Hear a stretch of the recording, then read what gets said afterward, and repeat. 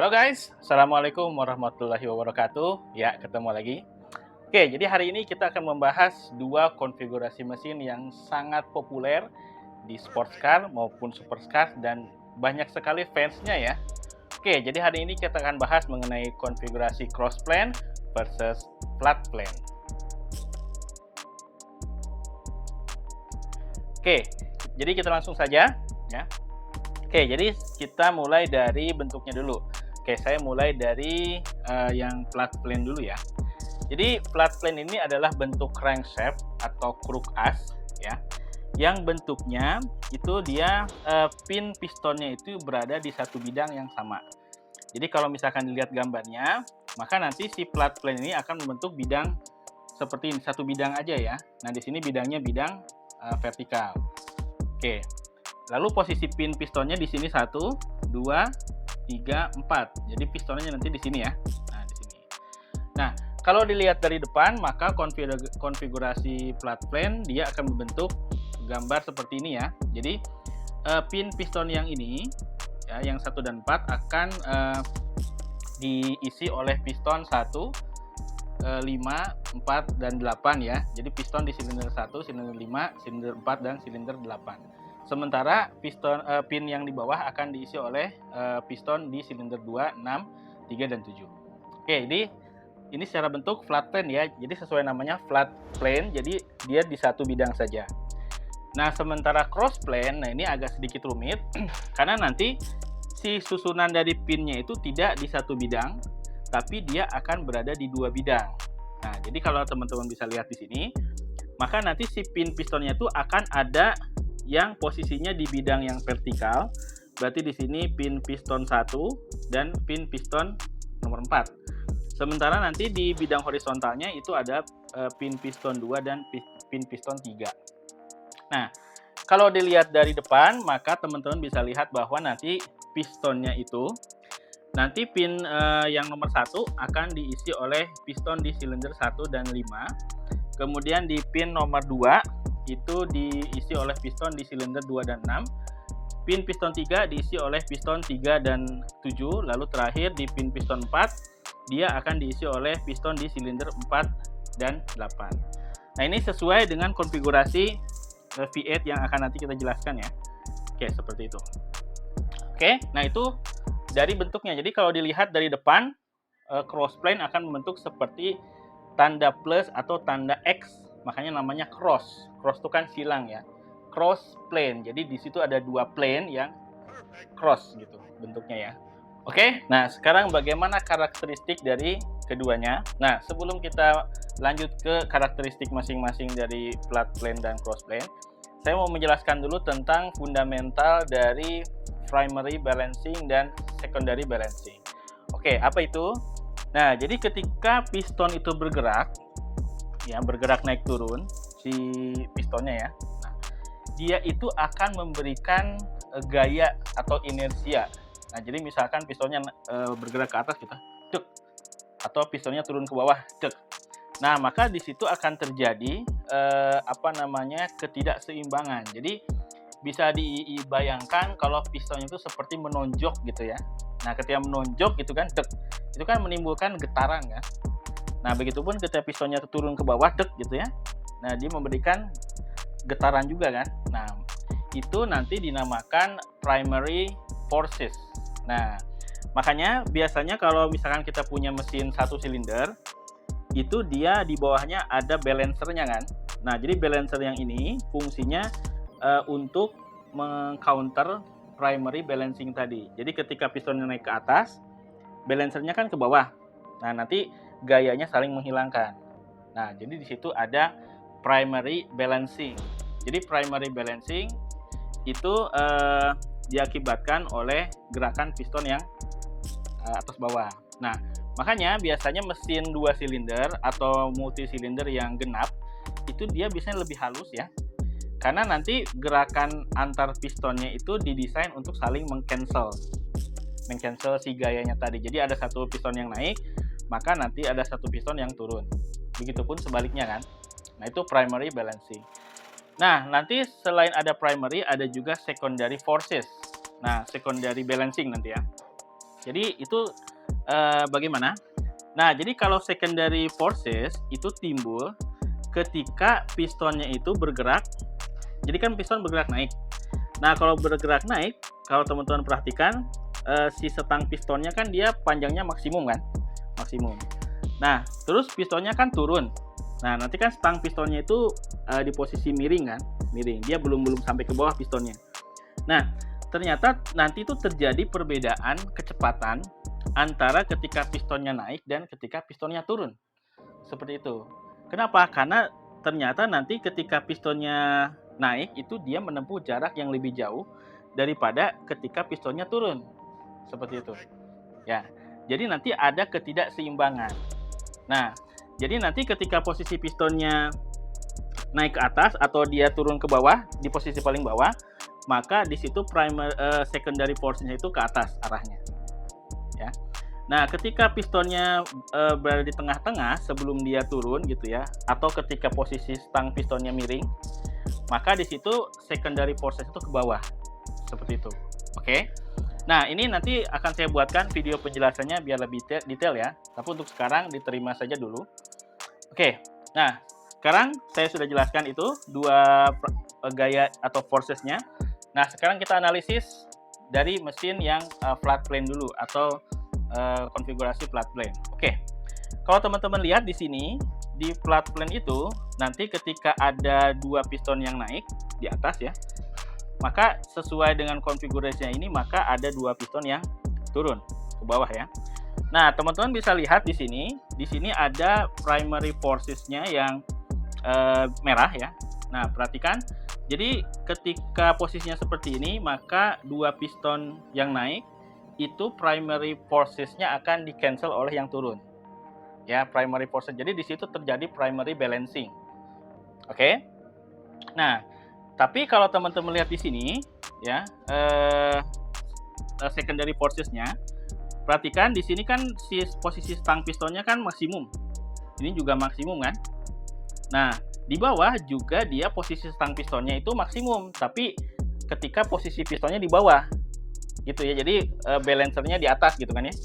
Nah, otomatis di sini semua secondary forces-nya itu ke atas arahnya. Nah, artinya apa? Artinya di sini tidak terjadi balancing di secondary forces-nya. Ya. Jadi secara karakteristik sifat dari mesin flat plane itu ya, mau yang 4 silinder atau 8 silinder atau V8 nanti, dia tuh cenderung lebih getarannya lebih terasa. Ya, getaran karena tadi secondary forces-nya itu tidak di-balancing. Seperti itu. Oke? Nah, kemudian kalau kita lihat di yang cross plane, nah teman-teman bisa lihat di sini.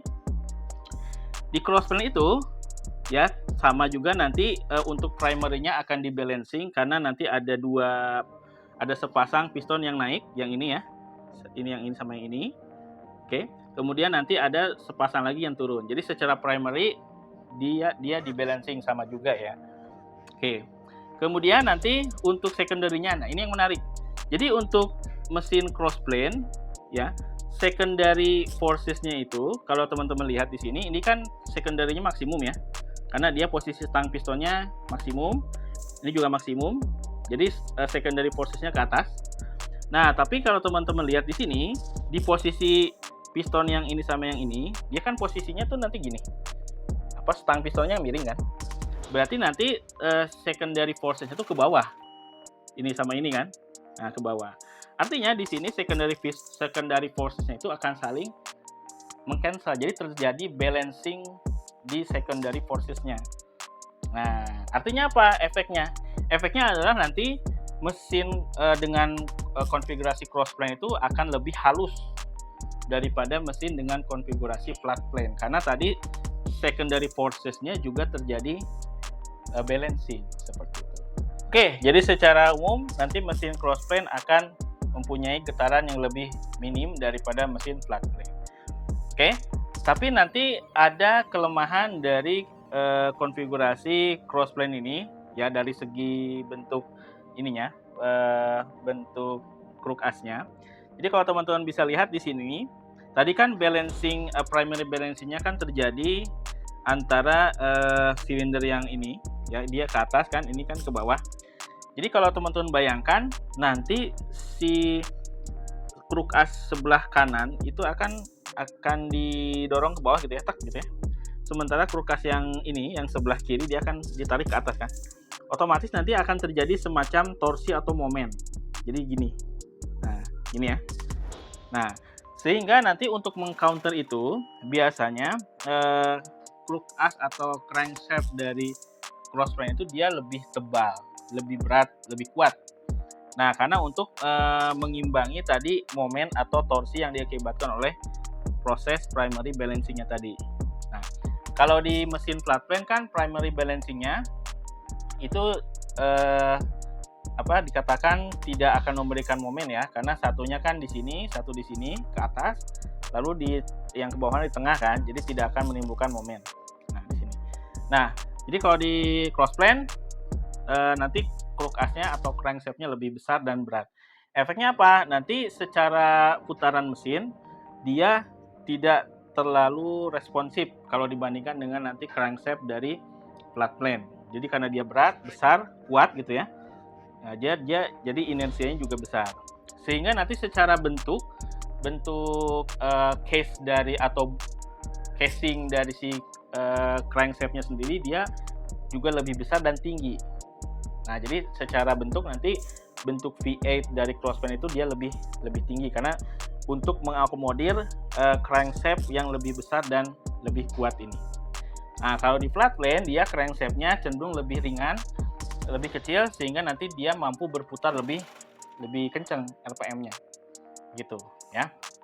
Oke, itu dari segi perbedaan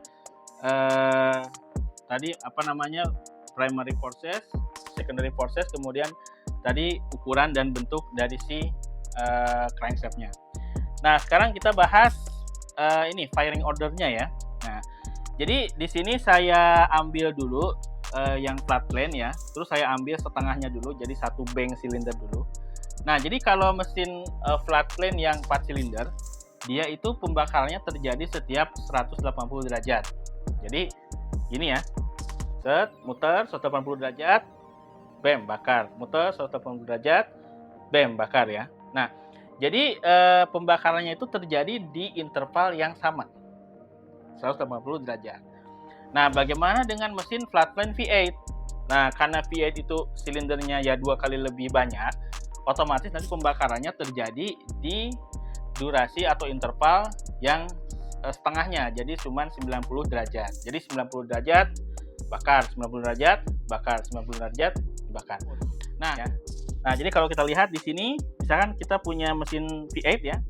Nah, jadi pembakaran di mesin flat plane itu dia terjadi bergantian antara bank silinder yang sebelah kiri yang L ya, di mana ada silinder 1 sampai 4 dengan bank silinder yang sebelah kanan yaitu ada silinder 5 sampai 8. Jadi pembakarannya 1 tak gitu ya. 5 terus 4 ya. Jadi 1 5 4 8 3 7 2 6. Jadi pembakarannya bergantian. Tek tek tek tek tek tek tek tek tek tek tek tek tek gitu. Nah, jadi kalau dibikin ketukan ya kira-kira gini kan. Nah, kalau ketukannya dipercepat apa yang terjadi? Suara yang dihasilkan juga lebih smooth kan? Karena bergantian tadi tek tek tek tek tek tek tek tek tek tek gitu. Ya.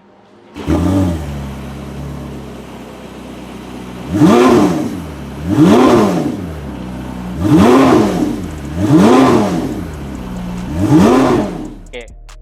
Nah, berbeda dengan yang crossplane. Kalau crossplane itu kalau kita ambil yang 4 silinder dulu ya, 4 silinder dulu yang segaris.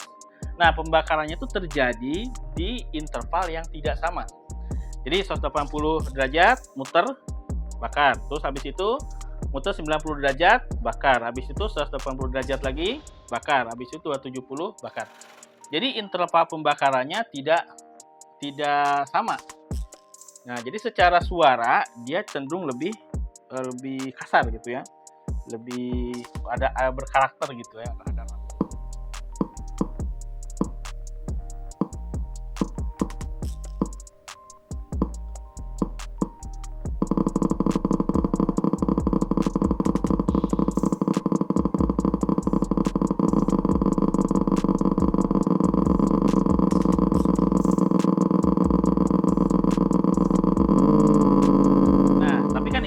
yang 4 silinder segaris. Nah, bagaimana kalau V8? Nah, di V8 nanti firing ordernya itu akan sama dengan flat plane, yaitu setiap 90 derajat.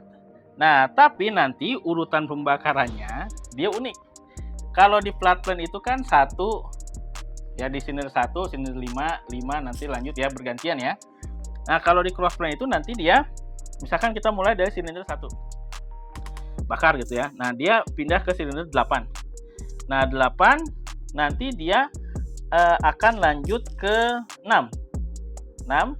Kemudian nanti lanjut ke 2, pindah lagi. Lalu nanti lanjut ke 7 lanjut 7 ya, 7 lanjut ke 3 lanjut ke 4. Nah, jadi kalau teman-teman lihat polanya nih, dia kan dimulai dari silinder bank sebelah kiri. Kiri, kanan, kiri, kanan, kiri, kanan.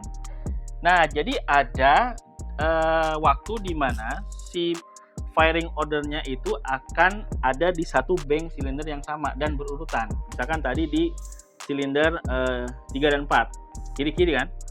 Nah, kemudian nanti pindah, nanti ada lagi berurutan lagi di sebelah kanan misalkan. Nah, jadi nanti kalau dibuat ketukannya dia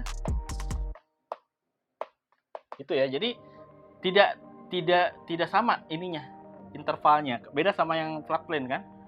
Nah, jadi karena ketukannya seperti itu ya, tidak regularnya tidak sama, intervalnya tidak sama, membuat nanti karakteristik suara yang dihasilkan oleh mesin cross plane itu akan seperti ini ya, seperti orang marah gitu ya, ada rumble-nya gitu ya.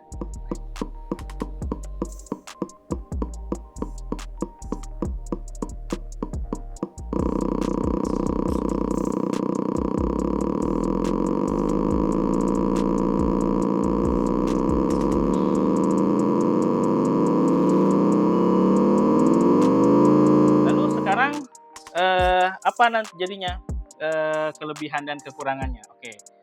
Jadi sekarang kita kembali ke flat plane. Nah, flat plane itu karena tadi crankshaft-nya lebih